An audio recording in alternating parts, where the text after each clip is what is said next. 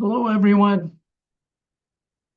My name is Joe Sergi, and this is the 10th module of my self-help kit on the happy life. So this is the audio-visual component of module 10. For more detail, you could read the script version of this module from Michael's website. The title of this module is Goal Valence. I mean, goal selection. The focus is on valence. Again, goal selection. Again, focus is on valence. So what is goal selection focusing on valence?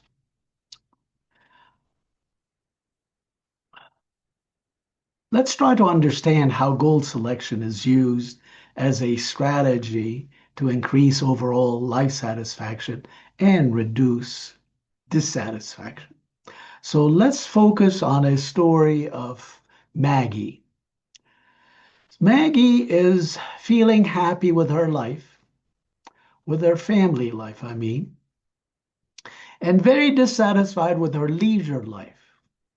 Maggie takes action in her leisure domain to reduce the negative feelings or affect and possibly generate positive affect. Doing so is likely to spill over into the most superordinate domain, namely overall life, and enhance subjective well being. Specifically, Maggie discovers a passion in handicraft such as pottery and basket weaving. She now attends a night class 2 nights per week in handicrafts and feels very artistic and creative doing so. She is also beginning to thoroughly enjoy aerobic exercises. She, she exercises 3 nights a week. She gets a great workout and she loves the instructor and the music and the people at that fitness center. Moreover, she feels good about staying in shape and losing weight. These two actions in the leisure domain have completely changed how she feels about her leisure life, shifting from negative to positive. The positive affect from the leisure domain, in turn, spills over to the most superordinate domain of overall life, thus increasing life satisfaction.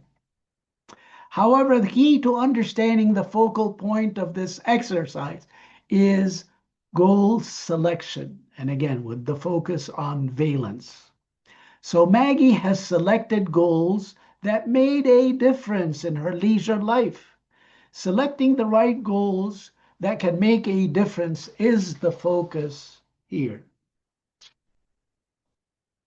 So we can translate much of this discussion into a psychological principle, and we call it the goal selection principle. And we can state this principle as follows. Subjective well-being can be enhanced by being highly selective in pursuing the kind of goals in which goal attainment is likely to induce strong positive emotions like joy, affection, pride, happiness. Let me repeat it. The goal selection principle.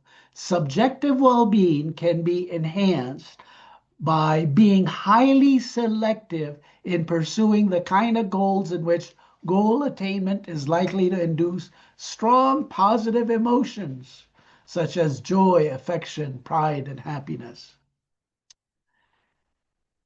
This goal selection principle urges people to be careful and selective in choosing the goals they pursue in life.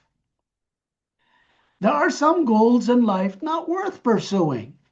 This is because their attainment doesn't really contribute to one's subjective well being. They may simply bring comfort, not happiness.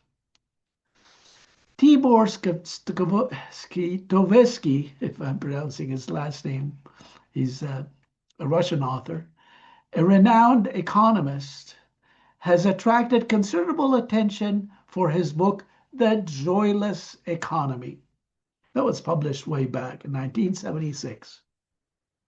His main thesis is that Americans and people from highly developed economies have increasingly experienced comfort and decreasingly experienced joy. That's the idea, the joyless economy.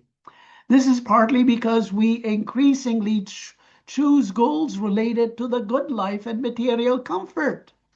These goals lack the capacity to generate feelings of joy, pride, and affection. The best that they can do when they are attained is to decrease one's level of discomfort. Discomfort. In the script version of this module, we'll explore the factors to consider when deciding to pursue certain goals in life.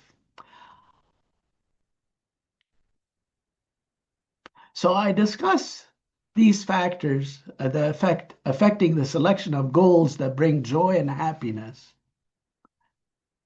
And the goal selection is quite important in enhancing subjective well-being. Selecting goals that are likely to generate a high dose of positive affect when attained is crucial to one's quality of life. So how can we judge the extent to which a goal is likely to contribute significantly to subjective well-being? Research in subjective well-being has demonstrated the effect of several factors.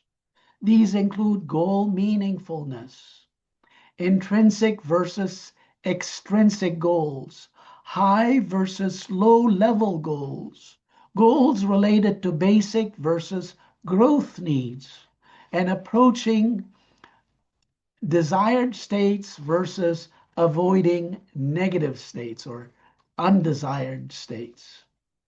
If you're interested in knowing more about these factors, please read the script version of this module, which is located on Michael's website.